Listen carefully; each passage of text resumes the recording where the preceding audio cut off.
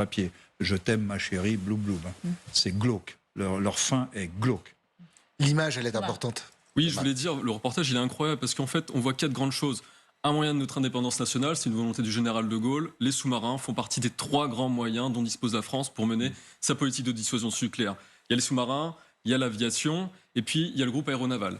Ensuite, on voit une partie de notre doctrine. La doctrine française, c'est du faible au fort. Pour revenir à ce que disait Catherine, il y a un moment où, en fait, qu'on ait 6000 ou 400 têtes nucléaires, c'est pas ça. Parce qu'en fait, comme disait le général de Gaulle, il y a un moment où la valeur absolue s'éteint devant les explosions, devant les dégâts qui vont être causés. On voit notre doctrine qui est tout azimut. Nous, on a une politique défensive de dissuasion qui est activée à partir du moment où nos intérêts vitaux sont mis en danger.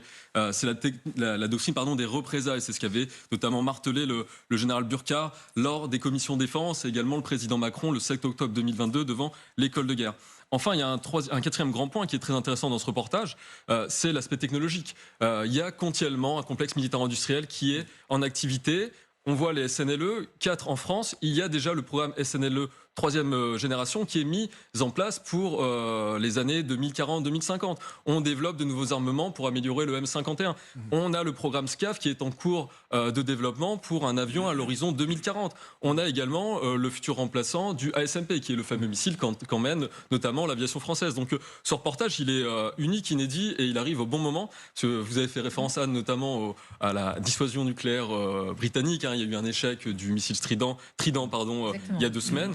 La France connaît aussi de temps en temps des échecs, mais malgré tout, je crois que notre dissuasion est plus qu'à la hauteur et je pense qu'il y avait un message aussi pour rassurer les Français. Il n'y a pas que Poutine et sa dialectique du fort constamment qui joue. On peut parler un petit peu moins sur les plateaux télé, être un peu moins rhéteur, mais avoir des moyens pour faire autant. On parler de nucléaire. Complètement, c'est un fait des guerres conventionnelles actuelles.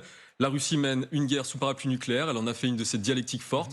C'est presque parfois une forme de faiblesse, c'est-à-dire que mise à mal par l'armée ukrainienne, un pays 2 fois moins peuplé que lui, il faut constamment rappeler qu'ils ont des armements nucléaires. On en reviendrait presque parfois à se poser des questions sur leur puissance. Mais on parle souvent